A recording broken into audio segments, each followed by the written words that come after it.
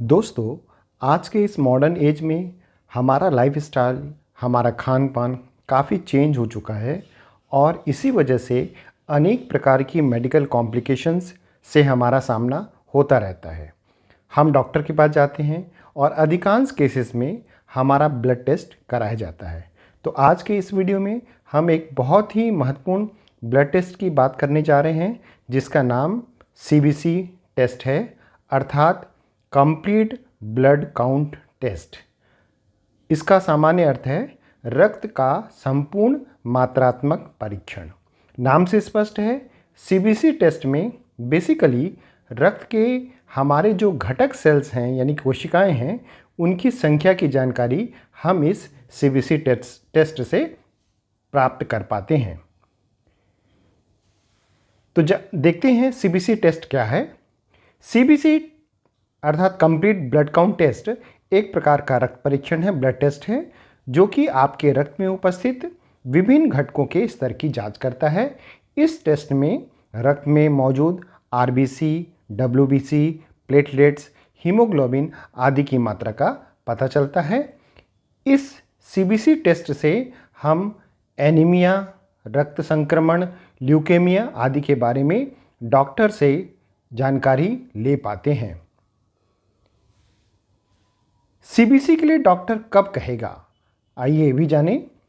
यदि हम डॉक्टर के पास जाते हैं और यह शिकायत करते हैं कि हमें काफ़ी थकावट हो रही है, या डॉक्टर मरीज की कमजोरी का कारण जानने के लिए, वजन की कम होने के कारणों को जानने के लिए, कभी कभी रक्तस्राव यानी कि ब्लीडिंग के कारण शरीर में कितनी खून की कमी हुई यह पता लगाने के लिए, पॉलीसाइथीमिया जो केस होता है उसकी जांच के लिए, या संक्रमण अर्थात इन्फेक्शन के किसी भी लक्षण के लिए, यदि ये लक्षण डॉक्टर देखता है तो इसके लिए वह सीबीसी कराने के लिए प्रेफर करता है, प्रिस्क्राइब करता है। अर्थात इन सभी कंडीशंस में डॉक्टर सही चिकित्सा परामर्श तब देगा जब उसके पास सीबीसी रिपोर्ट हो। अतः इसके लिए डॉक्टर सीबीसी करने के लिए प्रिस्क्राइब करता है। ये जो सीबीसी टेस्ट होता है, इसके लिए जो ब्लड का सैंपल है वह खाना खाने से पहले या खाना खाने के बाद कभी भी लिया जा सकता है, परंतु यदि डॉक्टर ने किसी विशेष प्रकार के रक्त परीक्षण के लिए आपको प्रिस्क्रिप्शन में लिखा है तो निश्चित तौर पर रक्त का जो सैंपल है वह खाली पेट दिया जाना चाहिए। कंप्लीट ब्लड काउंट जो टेस्ट होता है, इस परीक्षण में सामान्य रूप से हमारे रक्त में हीमोग्लोबिन की मात्रा कितनी है इसकी जानकारी मिलती है। टोटल आरबीसी काउंट यानी कि लाल रक्त कणिकाओं के बारे में संख्यात्मक जानकारी मिल पाती है। टोटल डब्ल्यूबीसी काउंट अर्थात श्वेत रक्त कणिकाओं के बारे में जानकारी मिल पाती है। इसके अलावा हमारे ब्लड का पैक्ड सेल वॉल्यूम कितना है इसके बारे में भी जानकारी मिल पाती है। यहाँ पर हमने एक सीबीसी टेस्ट का रिपोर्ट लिया है, जिसमें अलग अलग प्रकार से जो सेल के कंपोनेंट होते हैं, आरबीसी, डब्ल्यूबीसी, हीमोग्लोबिन और प्लेटलेट्स आदि, उसके नॉर्मल रेंज दिए गए हैं और उसके यूनिट भी दिए गए हैं। तो इस नॉर्मल रेंज के आधार पर हम हमारा जो सीबीसी ब्लड टेस्ट रिपोर्ट आता है उसको कंपेयर कर सकते हैं, यह जान सकते हैं कि हमारा जो रिपोर्ट आया है वह नॉर्मल रेंज में है या नॉर्मल रेंज से कम या ज़्यादा सेल काउंट हमें प्राप्त हुआ है। आइए इसे डिटेल में देखते हैं। जो सीबीसी टेस्ट होता है उसमें विभिन्न प्रकार के जो परीक्षण होते हैं। हीमोग्लोबिन मेल में 13 से लेकर 18 ग्राम प्रति डेसीलीटर के बीच होना चाहिए, जबकि फीमेल में 11.5 से लेकर 16.5 ग्राम प्रति डेसीलीटर इसका काउंट होना चाहिए। ये इसका हीमोग्लोबिन का नॉर्मल रेंज है। Total RBC count 4 to 5.5 million cells प्रति क्यूबिक मिलीमीटर होना चाहिए। इसी प्रकार से टोटल डब्ल्यूबीसी काउंट जो है वो 4000 से लेके 11000 मिलियन सेल प्रति क्यूबिक मिलीमीटर होना चाहिए। जो हमारा ब्लड होता है उसका पैक्ड सेल वॉल्यूम जो है वह 35 से लेके 45 प्रतिशत के बीच होना चाहिए। तो इस प्रकार से ये इसके मेजर कंपोनेंट का सामान्य मान दिया गया है। यदि हम आरबीसी, जो टोटल आरबीसी काउंट होता है, उसकी बात करें तो इसमें जो मीन कार्पस्कुलर वॉल्यूम है यह आरबीसी की औसत मात्रा को दर्शाता है और सामान्य तौर पर इसका जो यूनिट है वो एफएल अर्थात फेम्टोलीटर है और फेम्टोलीटर में इसका वैल्यू 76 से 96 के बीच होना चाहिए, ये इसका नॉर्मल रेंज है। मीन कार्पस्कुलर हीमोग्लोबिन, इसका जो यूनिट है वो पीजी अर्थात पिकोग्राम है और पिकोग्राम में इसका सामान्य मान 27 से 32 के बीच में होना चाहिए। मीन कार्पस्कुलर हीमोग्लोबिन कॉन्सेंट्रेशन, यह ग्राम प्रति डेसीलीटर में 32 से 36 के बीच होना चाहिए, जबकि रेड सेल डिस्ट्रीब्यूशन विड्थ, जिसको कि हम RDWC भी कहते हैं, यह 11.5 से 14.5% के बीच होना चाहिए। तो इसके आधार पर हम टोटल आरबीसी सेल्स का काउंट कर पाते हैं। ये जो मीन कार्पस्कुलर वॉल्यूम है, जिसको कि हम MCV कहते हैं, यह हमारे ब्लड में आरबीसी की औसत मात्रा को, यानी कि उसकी एवरेज वैल्यू को बताता है कि हमारे ब्लड में आरबीसी का एवरेज कितनी उपस्थिति है। मीन कार्पस्कुलर हीमोग्लोबिन, जिसको कि MCH कहा जाता है, यह हमारे औसत आरबीसी मात्रा में हीमोग्लोबिन की औसत मात्रा को दर्शाता है, अर्थात हमारे आरबीसी में हीमोग्लोबिन क्या कितना एवरेज वैल्यू उपस्थित है। मीन कार्पस्कुलर हीमोग्लोबिन कॉन्सेंट्रेशन, जिसको कि हम MCHC कहते हैं, यह आरबीसी की एक निश्चित मात्रा में औसत हीमोग्लोबिन की सांद्रता को दर्शाता है, जबकि RDWC या CV, जिसको कि रेड डिस्ट्रीब्यूशन विड्थ कोफिशिएंट कहते हैं, यह आरबीसी की सीमा, मात्रा और आकार को दर्शाता है। इस प्रकार से इन चारों के द्वारा हम टोटल आरबीसी काउंट का एक वैल्यू ले पाते हैं। इसी प्रकार से जो हमारा WBC होता है, जिसको कि वाइट ब्लड सेल्स कहते हैं या हिंदी में श्वेत रक्त कोशिकाएं कहते हैं, ये जो WBC सेल है ये हमारे शरीर में रोगाणुओं से लड़कर हमारे शरीर की रक्षा करती है। इस प्रकार से ये हमारे इम्यून सिस्टम का एक हिस्सा है और एक सामान्य व्यक्ति में जो WBC का नॉर्मल रेंज है वो 4000 से 11000 WBC सेल जो है वह प्रति माइक्रोलीटर ऑफ ब्लड, मतलब प्रति माइक्रोलीटर रक्त में उपस्थित होना चाहिए। इस प्रकार से ये इसका नॉर्मल रेंज है। हमारी जो श्वेत रक्त कणिकाएं हैं उसमें 5 प्रकार के सेल्स पाए जाते हैं, जिनके नाम इस प्रकार से हैं: न्यूट्रोफिल, इसिनोफिल्स, बेसोफिल, लिम्फोसाइट और मोनोसाइट। तो टोटल WBC काउंट के लिए सभी प्रकार के ये जो सेल्स हैं उनकी मात्रा का वैल्यू निकाला जाता है और ये इस प्रकार से है। न्यूट्रोफिल जो है वो 40 से 75% होना चाहिए टोटल WBC काउंट में। लिम्फोसाइट की मात्रा 20 से 45% के बीच में हो। जो हमारा इओसिनोफिल है वह 1 से 6% के बीच होना चाहिए। मोनोसाइट्स जो कोशिकाएं हैं वह 1 से लेकर 8% के बीच में और बेसोफिल जो है 0 से 1% के बीच में होने चाहिए। तो इन 5 प्रकार की कोशिकाओं के आधार पर हम WBC का एवरेज वैल्यू, औसत मात्रा निकाल पाते हैं। यदि WBC का लेवल हाई लेवल हमें मिल रहा है, अर्थात जो नॉर्मल रेंज है उससे WBC का लेवल हाई प्राप्त हो रहा है, तो यह शरीर में संक्रमण यानी कि इन्फेक्शन, प्रतिरक्षा विकार जिसको कि हम इम्यून डिसऑर्डर कहते हैं या एलर्जी, उसका एक संकेत देता है। जबकि यदि WBC का लेवल काफ़ी कम है तो इस स्थिति को ल्यूकोपेनिया कहते हैं और यह हमारा जो बोन मैरो है उसकी समस्या की ओर संकेत करता है। तो इस प्रकार से WBC के लेवल से हम ब्लड के अंदर WBC किस प्रकार से काम कर रहा है बॉडी में, उसके बारे में कुछ जानकारी ले सकते हैं।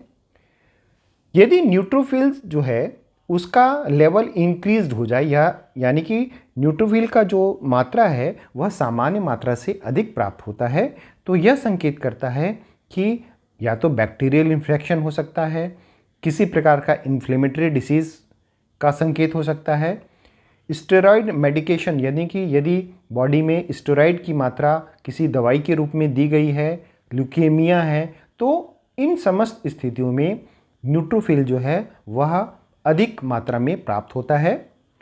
यदि बेसोफिल जो कोशिकाएं हैं उसकी मात्रा यदि हमें अधिक मिलती है तो यह ल्यूकेमिया तथा किसी भी खाद्य पदार्थ या रेडिएशन के प्रति बॉडी की जो हाइपर सेंसिटिविटी है अर्थात अति संवेदनशीलता है उसको बताता है। जो मोनोसाइट्स सेल्स हैं यदि उसका लेवल हमें ज़्यादा मिलता है तो यह ऑटो इम्यून डिसीज़ेस के बारे में या इन्फेक्शियस डिसीज़ेस के बारे में संकेत करता है। यदि लिम्फोसाइट्स जो कोशिकाएं हैं उनका मात्रा अधिक प्राप्त होता है तो यह संकेत करता है कि बॉडी में ब्लड या लिम्फेटिक सिस्टम कैंसर हो सकता है। इसी प्रकार से कुछ वायरल डिसीजेज या हेपेटाइटिस, सिफिलिस, ट्यूबरक्लोसिस आदि के कारण भी लिम्फोसाइट्स की अधिक मात्रा प्राप्त हो सकती है। जो इओसिनोफिल्स हैं यदि उसकी मात्रा अधिक मिलती है सीबीसी में तो यह किसी एलर्जिक कंडीशन की ओर बताता है, स्किन में इन्फ्लेमेशन के बारे में बताता है या पैरासाइट यानी कि परजीवियों का इन्फेक्शन हो सकता है। तो इन समस्त जो सिम्टम्स हैं या लक्षण हैं उसके आधार पर डॉक्टर जो है वह आपका इलाज करते हैं। हमारे बॉडी में WBC की मात्रा कम क्यों हो सकती है? तो उसके लिए कुछ कारण रिस्पॉन्सिबल हो सकते हैं, जैसे कैंसर की स्थिति में WBC की मात्रा कम प्राप्त होती है। यदि बोन मैरो यानी कि अस्थि मज्जा में कोई प्रॉब्लम है उसके कारण भी WBC की मात्रा कम प्राप्त हो सकती है।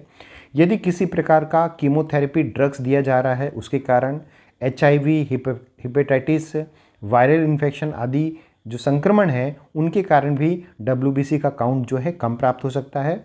ऑटो इम्यून कंडीशन यानी कि स्व प्रतिरोधी स्थितियों के कारण भी हमारा WBC काउंट कम प्राप्त हो सकता है। रेडिएशन थेरेपी, विकिरण चिकित्सा के कारण भी यह कम प्राप्त होता है। और यदि बॉडी में विटामिन B12 की कमी है तो भी WBC की मात्रा कम प्राप्त हो सकती है। यदि लाल रक्त कणिकाओं की बात करें तो लाल रक्त कणिकाएं आपको मालूम है कि हमारे बॉडी में ऑक्सीजन कैरियर का काम करती है और इसीलिए ऑक्सीजन को शरीर के विभिन्न सेल्स तक पहुंचाने में RBC की काफ़ी भूमिका होती है। सामान्य तौर पर जो RBC का जो मान होता है वह वैसे तो व्यक्ति में डिफरेंस हो सकता है, परंतु एवरेज यह 4 मिलियन सेल्स से लेकर 5.5 मिलियन सेल्स प्रति माइक्रोलीटर ऑफ ब्लड इसका जो सामान्य रेंज है। यदि CBC में RBC का जो मात्रा है वह कम हमें प्राप्त हो रहा है तो यह एनीमिया यानी कि रक्त अल्पता का कारण बन सकता है। तो लो RBC काउंट किन कारणों से हो सकता है उसके बारे में चर्चा करें। पहला है रक्त की कमी।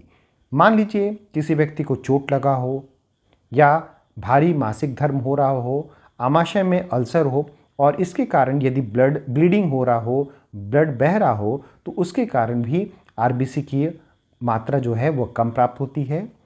यदि भोजन में लौह तत्व, विटामिन B12, फोलिएट आदि की कमी हो तो कुपोषण के कारण भी RBC का काउंट कम प्राप्त होता है।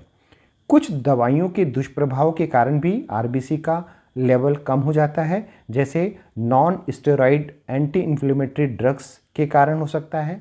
यदि हम एस्पिरिन लेते हैं, कोई स्टेरॉइड्स लेते हैं, एंटीबायोटिक्स लेते हैं, पेनिसिलिन, क्विनेन, मिथिलडोपा, सल्फानामाइड आदि, इनके साइड इफ़ेक्ट के कारण भी RBC का लेवल जो है वह सामान्य से कम हो सकता है।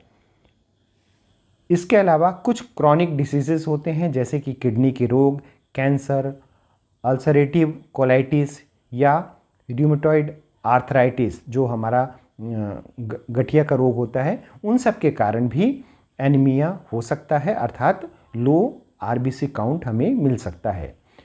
यदि बोन मैरो प्रॉब्लम है, अस्थि मज्जा से संबंधित कोई समस्या है, तो इसमें भी आरबीसी काउंट कम होता है और अस्थि मज्जा की जो समस्या है वह कैंसर जैसे कि ल्यूकेमिया, लिम्फोमा, मल्टीपल माइलोमा आदि के कारण भी देखने को मिलती है। यदि थायराइड डिसऑर्डर से व्यक्ति जूझ रहा हो तो इसके कारण भी आरबीसी लेवल काउंट कम हो जाता है और जिसे हम एनीमिया कहते हैं। तो इन समस्त कारणों से बॉडी का जो आरबीसी लेवल है वह सामान्य से कम हो सकता है। यदि हम ब्लड सैंपल में जो सीबीसी टेस्ट हुआ है और उसमें आरबीसी की मात्रा सामान्य से अधिक मिल रही हो, अर्थात जो सामान्य जो हायर रेंज है 5.5 मिलियन सेल्स प्रति माइक्रोलीटर ऑफ ब्लड, उससे आरबीसी की मात्रा मान लीजिए अधिक प्राप्त होती है, तो इस स्थिति को इरिथ्रोसाइटोसिस कहते हैं। जब शरीर अधिक मात्रा में आरबीसी का निर्माण करता है तो उसे पॉलीसाइथेमिया भी कहते हैं। आरबीसी अधिक मात्रा में हो जाए तो उसके बॉडी में कुछ लक्षण भी दिखाई देते हैं, जैसे कि डिहाइड्रेशन की स्थिति आ सकती है, शॉर्टनेस ऑफ ब्रेथ, सांस लेने की में थोड़ी तकलीफ हो सकती है, वीकनेस आ सकता है, हार्ट रेट इंक्रीज हो सकता है, हेडेक भी बीच बीच में देखने को मिल सकता है। तो ये सभी जो लक्षण है वह हाई आरबीसी के कारण शरीर को देखने में मिल सकते हैं। हाई आरबीसी काउंट जो है वह bone marrow diseases, low blood oxygen level, hypoxia, liver तथा हार्ट के विभिन्न रोगों के बारे में संकेत देता है और डॉक्टर फिर इसका परीक्षण कर पाते हैं। हमारे रक्त का एक और घटक होता है प्लेटलेट्स, जो कि ब्लड क्लॉटिंग में यानी कि रक्त का थक्का जमने में काफ़ी इम्पॉर्टेंट होते हैं। जो प्लेटलेट्स होता है यह सामान्य तौर पर 150 से लेकर 450,000 प्रति क्यूबिक मिलीमीटर इसका वैल्यू होना चाहिए, जबकि मीन प्लेटलेट वैल्यू जिसको कि हम MPV कहते हैं, यह रक्त की एक निश्चित मात्रा में औसत प्लेटलेट्स के आकार को दर्शाता है। यह 8 से 15 FL अर्थात फेम्टोलीटर के बीच में होना चाहिए। तो ये प्लेटलेट्स का सामान्य मात्रा है। यदि बॉडी में लो प्लेटलेट्स काउंट्स देखने को मिलता है, अर्थात जो सामान्य रेंज है उससे प्लेटलेट्स की मात्रा कम देखने को मिलती है, तो इसे हम थ्रोम्बोसाइटोपिनिया कहते हैं और यह लो प्लेटलेट्स काउंट जो है लंबे समय तक रक्तस्राव अर्थात प्रोलॉन्ग ब्लीडिंग का एक कारण हो सकता है। हाई प्लेटलेट्स काउंट की स्थिति को थ्रोम्बोसाइटोसिस कहते हैं और यह बोन मैरो की समस्या या सूजन की ओर यानी कि इन्फ्लेमेशन की ओर इशारा करता है। इस प्रकार से